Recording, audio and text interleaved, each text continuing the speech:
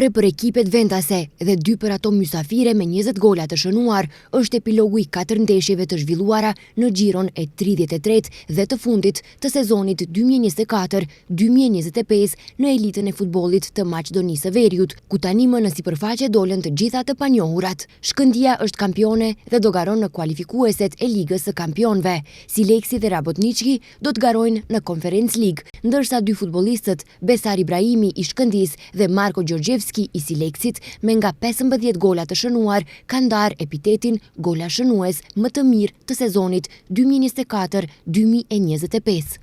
Pavarësisht disfatës 3-1 nga Sileksi në ndeshjen e fundit të sezonit në Tetov, nuk mungoi festa e titullit kampion të Shkëndijës, që një gjë të tillë kishte siguruar që 2 xhiro më parë.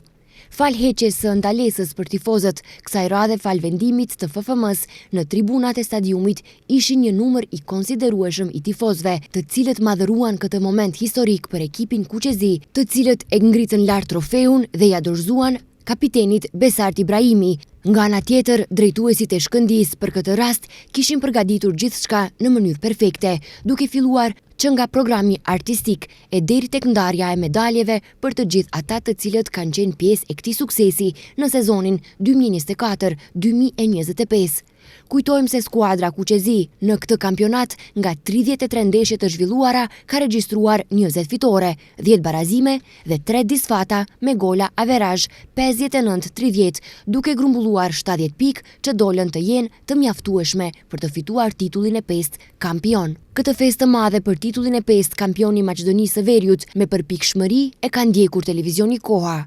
Në vazhdim të ndjekim opinionet e aktorëve kryesor për këtë sukses të klubit të futbollit Shkëndija. Faleminderit shumë për urimin, edhe një urim edhe një falënderim veçantë edhe për ju, për shkak se ju keni qenë një suportues i madh i Shkëndijës gjatë gjithë kampionatit me kontributin që keni dhënë. Normalisht se jemi të lumtur që rikthejmë titullin pas 4 viteve në Tetov dhe fitimi i titullit në Tetov dhe me Shkëndijën është diçka e veçantë për mua personalisht. Kjo është titulli 7. 4 herë me Shkëndijën, 2 herë me Strugën dhe 1 herë me Renovë. Ta them të drejtën, çdo herë ky ka qenë ndoshta viti më i vështirë me rrethana që ka ndodhur, edhe do e kisha dedikuar që ky trofej ishte më i vështirë, po ma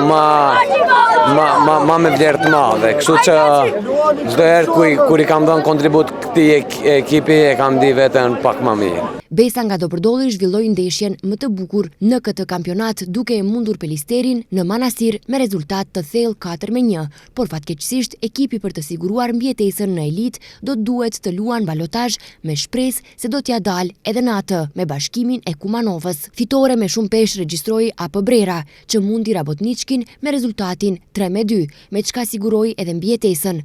Në Kavadar Tikfeshi dhe Struga Trimlum barazuan duke luajtur me shifrat 3-3. Për në fund kampionati futbollit të sezonit 2024-2025 në ligën e parë përfundoi ashtu siç përfundoi me sfida dhe ndodhi të shumta, ndoshta edhe të papritura, por të shpresojmë se këto do të jenë ndodhit e fundit dhe në kampionatet e radhës do të shohim futbollin më cilësor dhe më të drejtë, krejt duke u bazuar në implementimin e sistemit VAR.